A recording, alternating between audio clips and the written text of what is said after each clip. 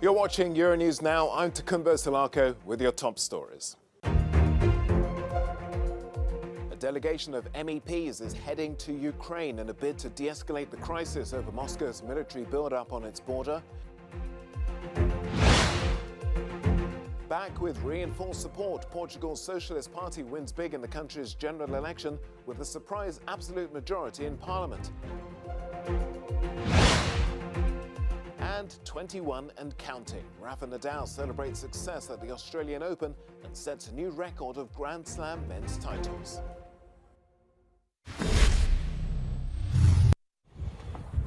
An emergency session of the UN Security Council is scheduled for today as tension over Ukraine continues to rise.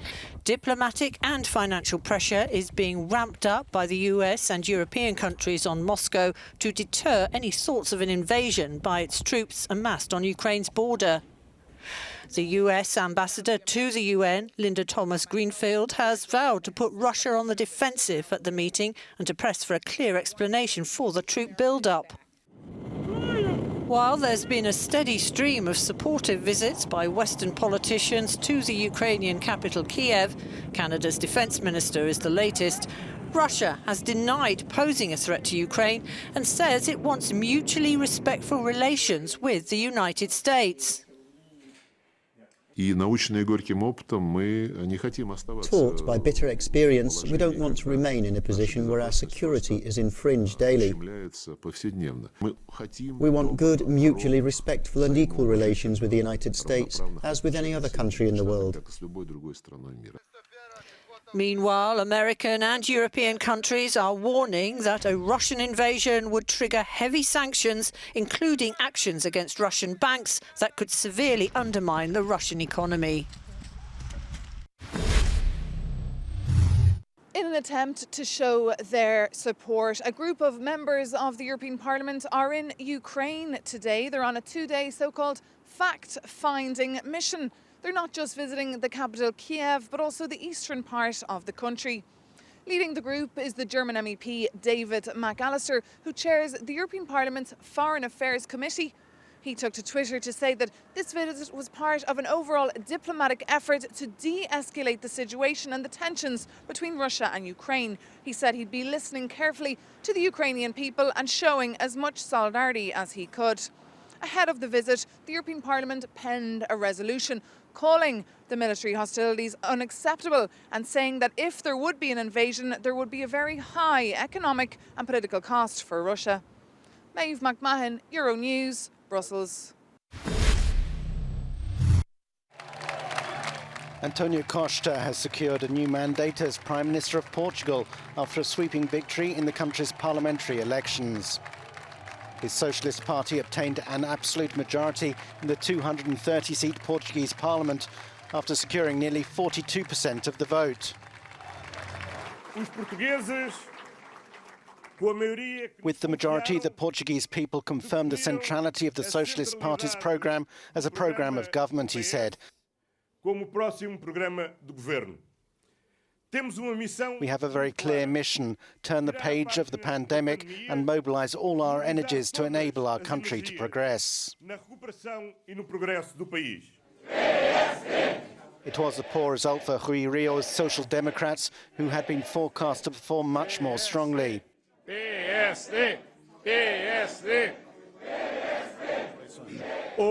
There was an absolutely overwhelming useful vote on the left, he said. That is, the left mobilised by voting for the Socialist Party to prevent the PSD from being able to nominate the Prime Minister. And on the right, this did not happen.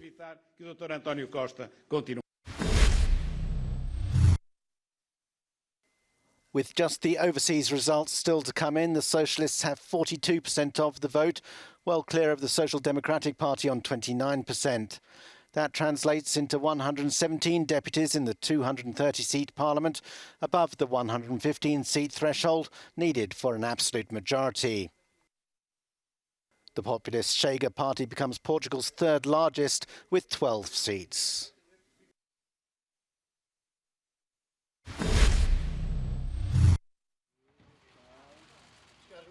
For Andrei Ventura, the former sports commentator turned leader of the populist Chega party, the result represented mission accomplished. Chega will be the third political force and will get above 7%, he said.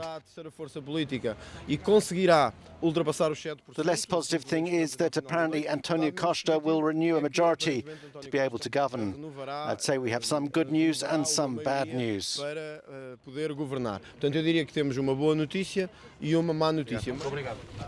He promised he would now go after Costa in opposition. It was, though, a bad night for the former political allies of the Portuguese Prime Minister, with both the left bloc, led by Catarina Martins, and the Communist Party of Jerónimo de Sousa, seeing a big drop in their parliamentary representation. Their refusal to vote Costa's budget had helped trigger the election.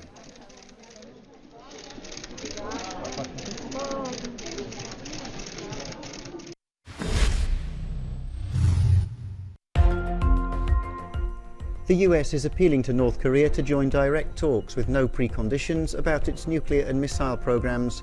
It follows Pyongyang's Sunday launch of a suspected intermediate-range ballistic missile into space. The White House has described the latest test as part of an increasingly destabilizing pattern and in violation of UN resolutions and international law. The United Arab Emirates intercepted a ballistic missile on Sunday as Israel's President Herzog began the first ever visit by an Israeli head of state. The missile was fired by Yemen's Houthi rebels. Herzog met with Abu Dhabi's powerful Crown Prince, Sheikh Mohammed bin Zayed Al Nahyan. The UAE signed a US-brokered normalization agreement with Israel in 2020.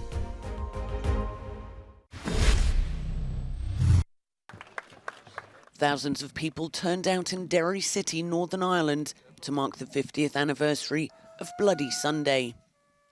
14 innocent Irish Catholics were shot dead by British soldiers on January 30th, 1972. The British government apologised in 2010, but no soldiers have been prosecuted by UK courts. The families of those that died are still pursuing a campaign to have those responsible brought to justice. Euronews journalist Ken Murray sent this report from Derry. Every day since 1972, Kate Nash attends the grave of her brother William. He was one of 14 men shot dead by British soldiers on January the 30th, 1972. She, like all the other families that suffered, are still demanding that those who carried out the killings are brought to justice. I'd like to see the British government give us our third demand. We had three, and that's prosecutions. The killings changed Northern Ireland, with hundreds lining up to join the IRA terrorist organisation, prolonging a war that lasted into the late 1990s. The Irish government says it is concerned over the treatment of the respective families and says it fully supports their demands. Right across, in respect of all legacy issues, that there should be full accountability, and that the families and the families of victims should always have primacy in terms of policy considerations and in terms of dealing with the past. Thousands of people turned out in Derry on Sunday to remember the 14 that died and to keep up a campaign that aims to bring the British soldiers responsible for the killings to justice. Local politicians say the British are deliberately engaging in a cover-up. Well, the British government, of course, covered up what happened on Bloody Sunday for a long time. Their soldiers were in here murdering unarmed civilians, people who were campaigning for civil rights, marching on their own streets, to have an army coming from a different country to just shoot them down, to shoot them in the back, shoot them as they were running away, shoot them as they were crawling on the ground. You know, nothing can be done to fix that. 50 years ago, 14 innocent Irish Catholics were gunned down here by members of the British Army. In 2010, the British Prime Minister David Cameron issued an apology and accepted that wrong was done. Despite that, though, nobody has been brought to justice. The families of those that died have vowed that despite that apology, the fight will go on. This is Ken Murray for Euronews, Derry City, Northern Ireland. Lots more news and analysis coming up after this break.